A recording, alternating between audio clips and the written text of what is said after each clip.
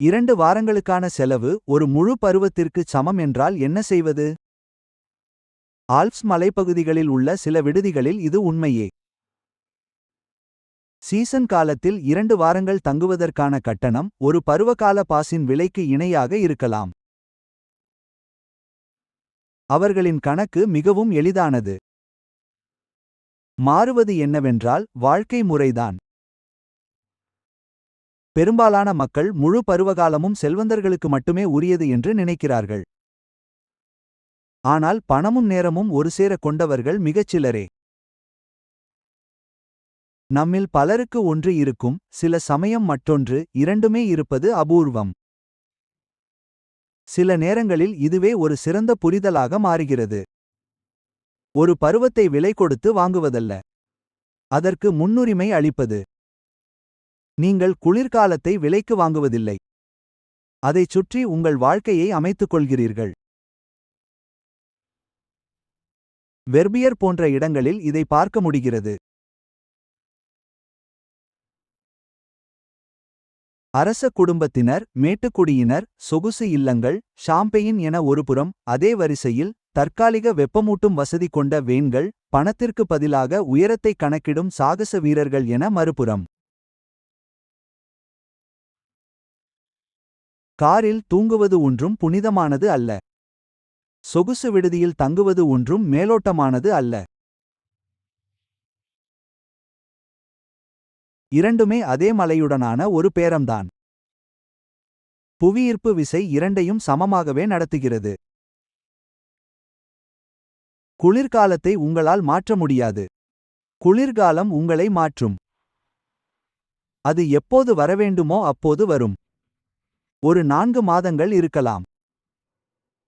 பிறகு அது மறைந்துவிடும். கேள்வி அதன் செலவு பற்றியது மட்டுமல்ல. கேள்வி என்னவென்றால், எதை மாற்றியமைக்க நீங்கள் தயாராக இருக்கிறீர்கள்? மாற்றியமைத்தல் என்பது எப்போதும் தீவிரமான முடிவுகளை குறிப்பதல்ல. சில நேரங்களில் அதன் அர்த்தம் சில மாதங்களுக்கு தொலைதூர திட்டத்தில் பணிபுரிவது, காலையில் வேலை, மாலையில் பனிச்சறுக்கு. இடைவெளி ஆண்டில் படிப்பது. ஓய்வு காலத்தை வேறொரு விதத்தில் கழிப்பது. ஒரு பருவத்திற்கு மாறி மாறி வீடுகளில் வசிப்பது. சொந்தமாக வீடு வாங்குவதற்கு பதில் பகிர்ந்து கொள்வது. ஓய்வு பெற்றாலும் பயணங்களை நிறுத்தாமல் நீண்ட குளிர்காலத்திற்காக குறைந்த வருமானத்தை ஏற்றுக்கொள்வது. தப்பித்தல் அல்ல, இது ஒரு சரிசெய்தல். தியாகம் அல்ல, இது ஒரு ஒத்திசைவு. சுயமாக உழைத்த பணத்தில் சிகிச்சை பெறும்போதுதான் அது சிறப்பாகச் செயல்படும் என்று சில மருத்துவர்கள் கூறுகிறார்கள். பணம் குணப்படுத்துவதல்ல, முயற்சிதான் அர்ப்பணிப்பை ஆழமாக்குகிறது. ஒன்றுக்கு நீங்கள் விலை கொடுக்கும்போது கவனம் கூர்மையாகிறது, ஈடுபாடு அதிகரிக்கிறது. ஒருவேளை பருவங்களும் அப்படித்தான் செயல்படுகின்றனவோ? சிலர் சுதந்திரத்தை 2 வாரங்களில் சுருக்கிக் கொள்கிறார்கள்.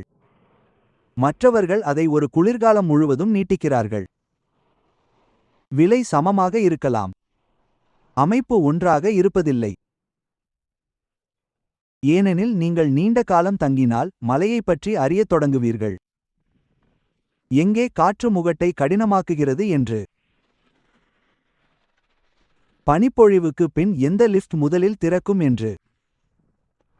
மதிய நேரத்தில் எங்கே வரிசை குறையும் என்று. நேரம் அனுபவமாக மாறுகிறது. இருப்பு சொந்தமாக மாறுகிறது. நம்மில் மிகச்சிலரே ஒரே நேரத்தில் பாதுகாப்பாகவும் சுதந்திரமாகவும் இருக்கிறோம். ஆனால் எப்போதாவது நம் வாழ்வின் ஒரு பருவத்தை மாற்றியமைக்க தயாராக இருந்தால், என்றென்றும் இல்லாவிட்டாலும் சிறிது காலத்திற்கு, நாம் ஒரு அமைதியான புரட்சிகரமான உண்மையை உணர்கிறோம். சுதந்திரம் என்பது எப்போதும் அதிகமாக வைத்திருப்பதல்ல. சில நேரங்களில் அது நீண்ட காலம் தங்குவதை பொறுத்தது. குளிர்காலம் முடிவுக்கு வரும்போது எப்போதும் நடப்பது போல. எஞ்சியிருப்பது நீங்கள் பாதுகாத்த வசதியோ அல்லது நீங்கள் வெளிப்படுத்திய பிம்பமோ அல்ல. பனி படர்ந்திருந்த அந்த நாட்களில் நீங்கள் உங்கள் வாழ்க்கையை எப்படி அமைத்துக் கொண்டீர்கள் என்பதுதான் இப்போது எஞ்சியிருக்கிறது.